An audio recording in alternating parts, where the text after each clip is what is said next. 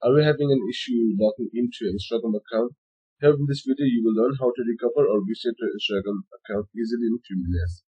So before we get started with the video, don't forget to subscribe our channel and hit the like button too. If you are looking to reset your Instagram account, go to instagram.com.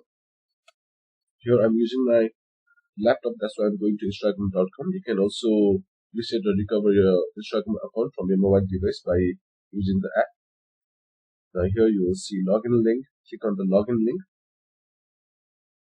You don't have your password, you have forgotten your password, so you can click on the forward password link just below login with Facebook link. Now here you can provide with your registered email address or the registered phone number. Click on send login link. Now I have chosen my phone number that I have used to register an account on Instagram to recover my account password. So click on send login link and they will send a login code. They will send a login code to your phone number and you can follow the process easily. Click on the link the Instagram has sent you to an email or your phone number you have provided here.